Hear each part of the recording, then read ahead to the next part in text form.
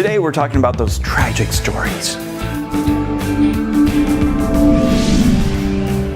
Hey, it's Tom Jackobs, TomJacobs.com right here. Please subscribe to the channel.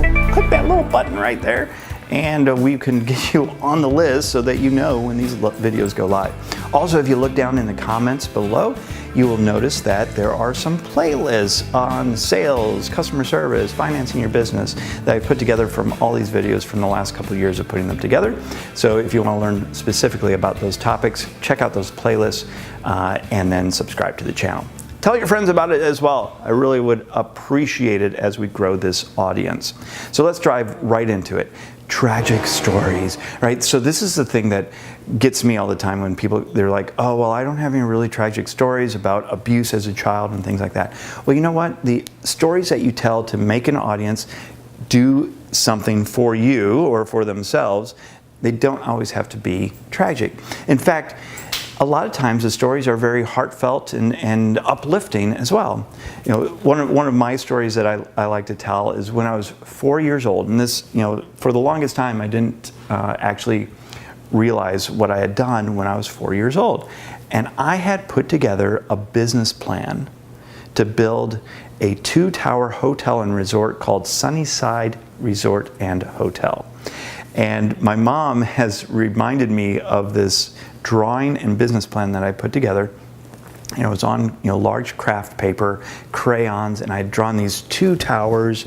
There was a bridge in between the towers. I don't know where I got this concept. I was 4 years old, and I had a spa in there, a nice restaurant, all this different stuff within this Sunnyside Hotel and Resorts. And I'm not even quite sure where I got that name either, but at 4 years old, I had this impetus to actually create a business hotel and resort, and I drew it out, and it was the start of my entrepreneurial kind of brain, I guess. So that story, it's nice and uplifting. It's cute. A lot of times I would pull out the actual drawing that I had when I was 4 years old, which creates a little bit more impact with the audience as well. But think about your story and you as the hero in the story, and then your guide that's taking you through this journey of self-realization.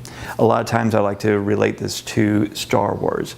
And if you think about Star Wars, it's a perfect hero's journey story where Luke Skywalker is the hero. He has Yoda is his guide through this story. And typically the story is told through the eyes of Luke Skywalker. However, wouldn't it be interesting to tell the story through Yoda's eyes? And so one of the exercises that I take people through when they're developing their stories and teaching moments and all that through alwaysbesellingSystem.com, there you go, there's a plug, is how can you relate the story as a hero, as a guide, get the audience involved in it as well. So I'll have people actually write the story from different points of view of the different people in their story, which a lot of times will highlight different aspects of the story that you can bring in that will really color the story very nicely. So there's a little tip for you as you're developing your story. Look from different points of view. It doesn't always have to be a tragic story. It can be a very uplifting and very moving story as well. And take people on a nice little journey through that whole process. And you will be amazed at the comments that you get back from the audiences when you tell the stories like that. So if you'd like to connect more with me and what I'm doing with alwaysbesellingSystem.com, then please let me know. Send me an email, tom@tomjacobs.com. Check out the website. Grab the free ebook that's on there as well. Or give me a call. So until next time, have a great day.